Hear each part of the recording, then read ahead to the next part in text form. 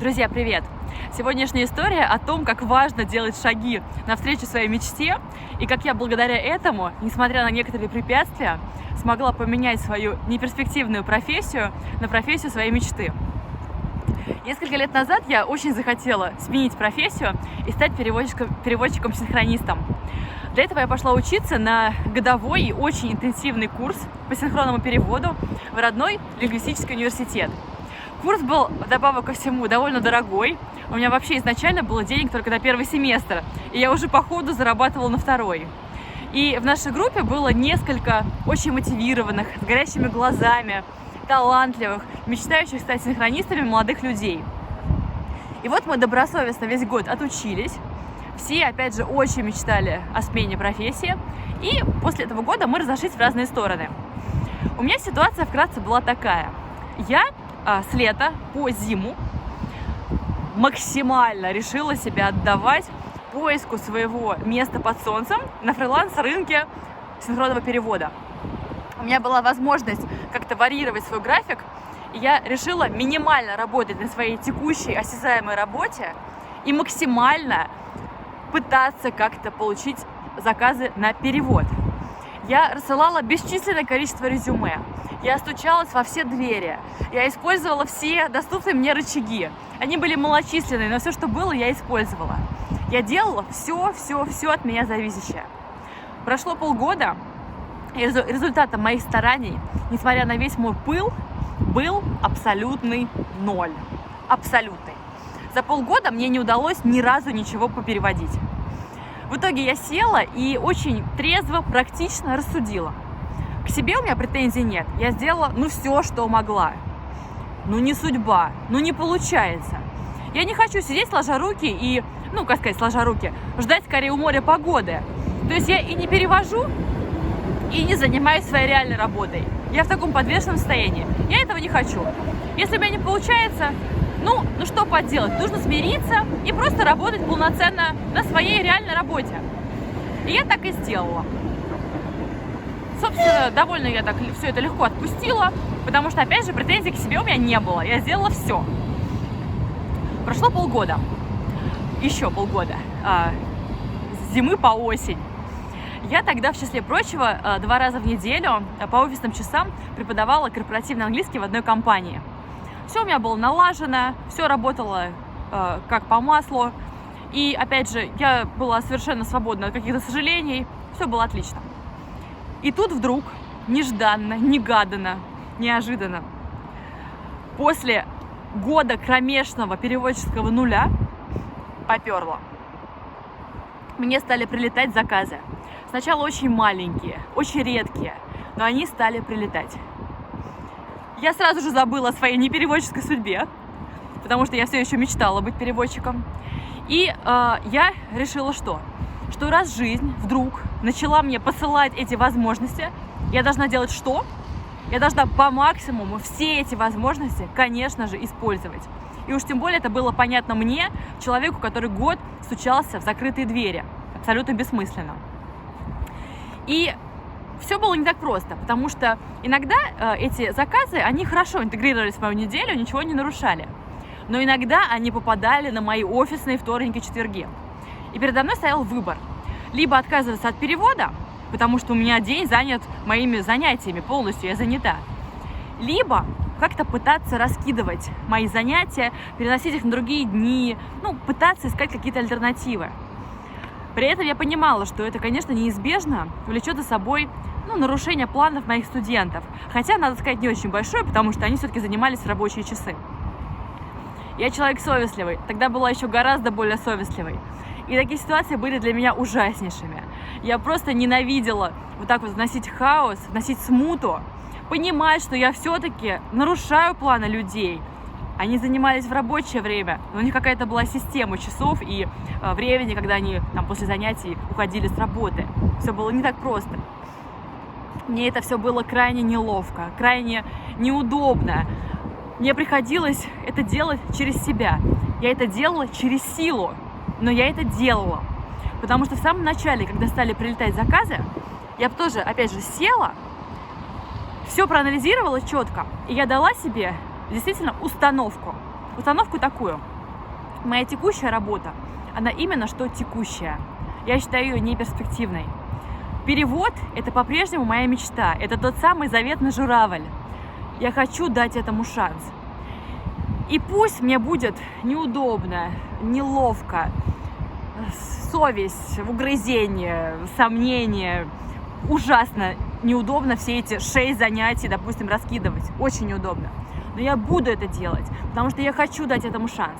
Потому что если я сейчас эти возможности упущу, и ничего в итоге в моей жизни не изменится, то никто от этого не выиграет.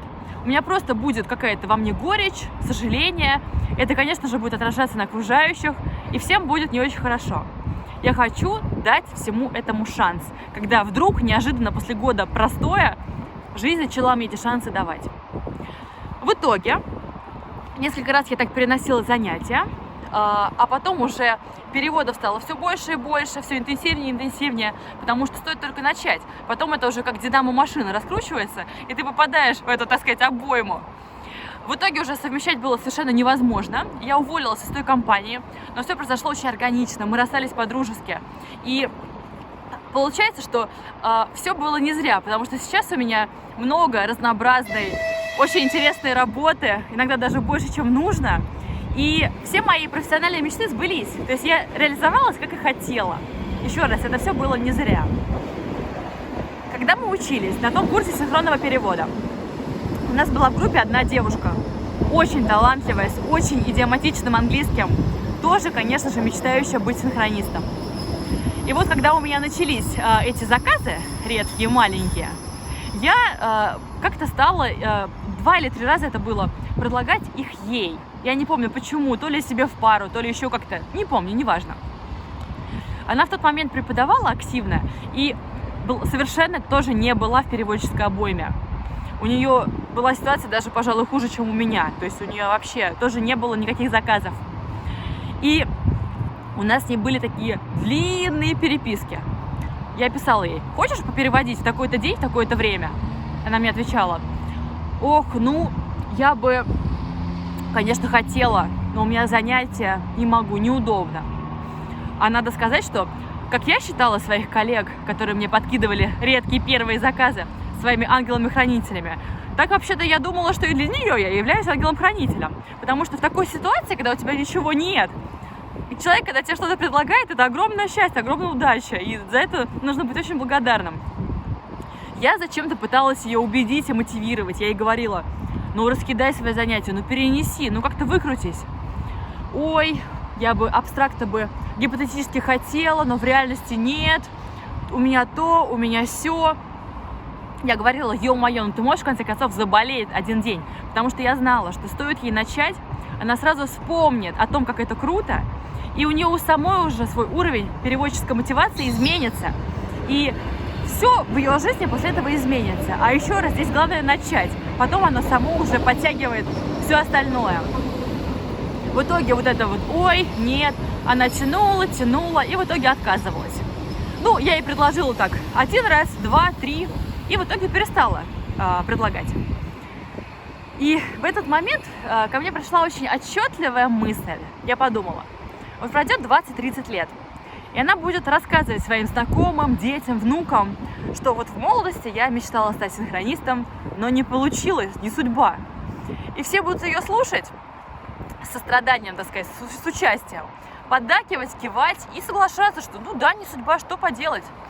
И только мое эфирное тело прилетит и скажет: слушай, давай с тобой из этого будущего перенесемся в прошлое. И давай с тобой вспомним эти ситуации, о которых ты, может быть, забыла. Но они были. Они себе казались пустяковыми, незначительными, несущественными. Мои, например, предложения. И ты от них отказывалась. И это и предопределило весь будущий ход событий. Может быть, ты ожидала, что у тебя будет поток этих возможностей. Нет, тебе никто не обещал этого потока. Их было, допустим, всего 3. Но они были тебе даны. И ты их, слила. И получается, что эти 3 твои выбора, или скорее не выбора, в этих маленьких, опять же, незначительных ситуациях, они предопределили твой будущий путь. И я стала другими глазами смотреть на людей, которые на закате, грубо говоря, своей жизни жалуются, ну или просто рассказывают, что что-то они там хотели, но у них не получилось. И опять же, мы по привычке абстрактно как-то отстраненно их слушаем, соболезнуем и соглашаемся, что ну да, не судьба. Конечно же, у каждого свой путь, у каждого своя ситуация. Конечно же, все нужно рассматривать индивидуально, все очень уникально. Но я уверена, что у большинства этих людей есть какой-то свидетель. Сам человек, может быть, уже об этом забыл, но кто-то другой, может быть, помнит, может быть, и не помнит. Но были ситуации, которые казались, опять же, повторюсь, пустяковыми, несущественными, но они были. И выбор или не выбор, который человек тогда сделал, предопределили весь дальнейший ход. И все, что мы имеем, мы это тем или иным образом заслужили. Выбором или не выбором, который мы когда-то сделали, даже в маленьких, почти незаметных ситуациях. Друзья, в связи с этим хочется пожелать нам всем какой-то большей осознанности, понимания, что шансы и возможности, возможно, не будут сыпаться на нас постоянно, больше какой-то воли, готовности самим брать в руки свою судьбу и не просматривать вот эти шансы, которые мы получаем, не просматривать их, замечать их и стараться максимально ими пользоваться, даже если кажется в моменте, что это немножко в ущерб чему-то другому. Не бояться и, пользоваться ими, хватать их, брать их. Друзья, ставьте лайк, подписывайтесь на этот канал и увидимся на следующей неделе с новой историей.